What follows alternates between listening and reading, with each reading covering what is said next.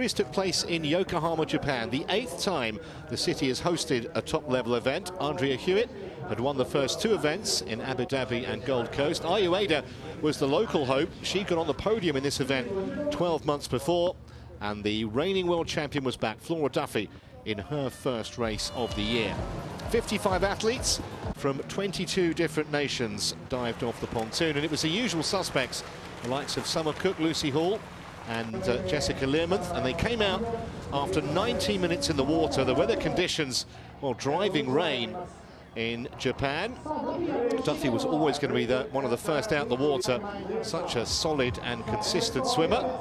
Injury had kept her out of the first two races of the season. And it was soon her and Sophie Caldwell, 22 years of age, who were together up front. Caldwell's first WTS distance event. She had been in a sprint previously. Some came to grief in treacherous conditions. Driving rain predicted all day in Yokohama, but no problems for the two up front, who soon established a sizable lead over the chasing pack. A couple of laps to go, and those pursuers making no real inroads on Duffy and Caldwell. Excellent crowds as ever, even in these poor weather conditions. As they came off the bikes, Duffy and Caldwell's lead was more than a minute, although it wasn't the best transition for Duffy. A few problems getting the shoes on, and it allowed Sophie Caldwell to have an advantage. Not that it lasted too long. Alice Beto on the left had a time penalty. Backhouse went down. Zafirez also came to grief on the bike at one stage, although fought her way back. It didn't take long, as you can see, for Duffy to overhaul Caldwell's advantage. Just 1.5 kilometers into the run, and after that, the Bermudan was going solo. Soon quarter of a minute clear of Caldwell, and no one else behind the Brit, really in spitting distance of the leader. Still a phenomenal effort, though, from Caldwell, the young Brit. I'm sure we'll hear a lot more of her in the rest of the season and in years to come.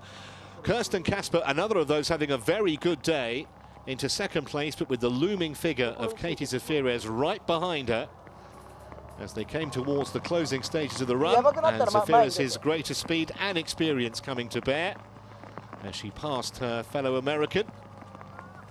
No chance, though, in closing the gap on Duffy, who won by a record margin. 1 minute and 51 seconds in a time of just over 1 hour 56 minutes. Back with a bang. Just the statement of intent that the world champion was looking for. She had a long wait until Zafirez came home in second, and then Kasper in third. The first time that Kasper had made a podium of a WTS event. Those three making light of really awful weather conditions in Yokohama, as you'd expect. All smiles on the podium. Zafirez taking over now as the series leader, ahead of Andrea Hewitt, as they sprayed some champagne around. Okay, I guess they already started the party. Congratulations.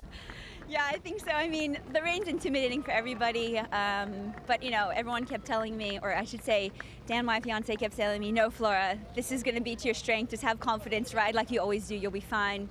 Low pressure, my tires, and felt super comfortable out there. So